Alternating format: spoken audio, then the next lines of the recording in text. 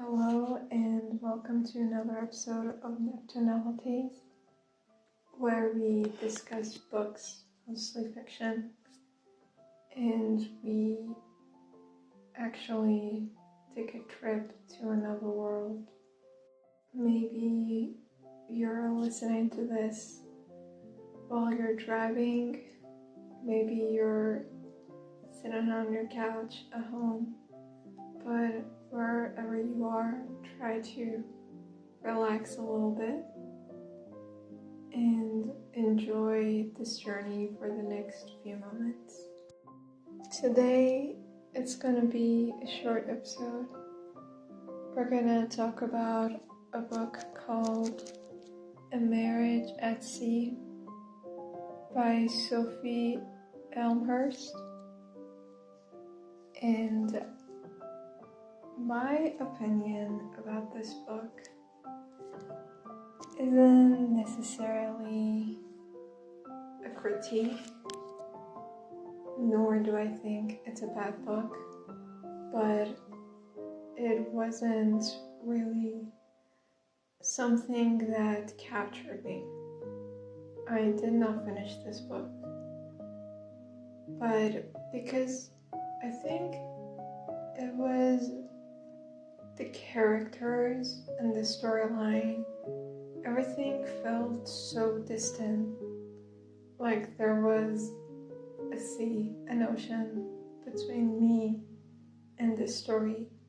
Even though the writing in it was great, and if you are someone who is more comfortable when the author always draws a completely full picture for you, for example, what the character was wearing or the fabric of the couch they're sitting on and how everything was.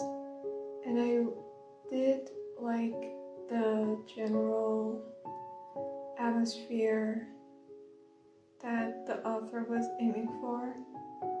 However, first of all, it's written from the third person point of view, which for me, that's immediately like a no for me, because I don't feel like I'm connecting with the story. I don't feel like I'm connecting with the character. I'm really used to stories being told from the first point of view or the second.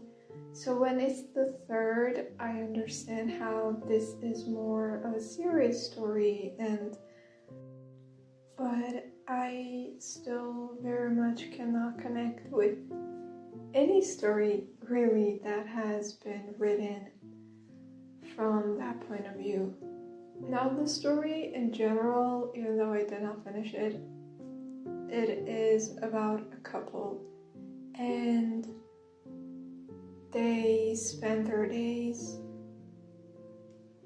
near the sea, near the beach, and one random day when they are, doing their routine, checking their boat and everything, sipping coffee and just looking at the view that they have, all of a sudden this whale just throws itself onto the sand, and that's how the story starts. It's a dramatic start, and it is a really good start actually. It draws the reader in.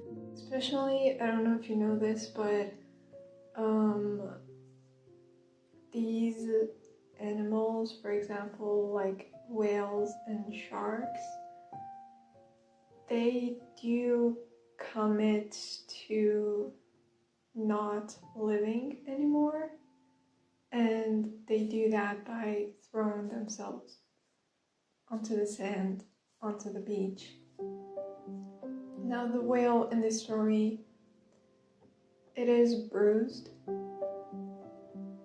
which makes everything more intriguing, because I also found myself being very curious about other things that exist in a scene. For example, if a character has a plant, I will want to know how that plant is doing. And if they have a pet other than a cat, I do not care about a cat at all. They're not my favorite animal, so I don't care about that. But other than that, I am interested in how the animal is doing. So when the story starts with this huge whale just appearing out of nowhere in front of this couple, then I am pretty much intrigued. And the way that very simple scene is described, and in the way that that scene is described, I think when sometimes something huge happens to you, you can very much miss the point. For example, if you are actually, let's use New York City as an example. There are lots of skyscrapers, but if you try to find a specific single building, you will probably miss it, not because it's nowhere to be seen, but because it's everywhere to be seen. Sometimes we miss something and we don't notice something because of how big it is, not because it's small or it's easy to ignore. So because of this perspective that I have, that we can miss huge things, that scene was very much a metaphor for me. And I don't really remember exactly, but I do believe, I think this book is inspired or based on a true story. And it is actually a good summer read if you do fall onto that sort of stories where it's not completely fiction, but it's not all that serious, like change your life in 1 hour kind of thing. But if you do enjoy a more serious and less sparkle for your summer read, I do think this might be a book for you to give it a try. And that's all I have for you today. Thank you so much for listening. I hope to see you around soon. And if you are an author and would like me to review a specific book, feel free to comment or reach out to me through email.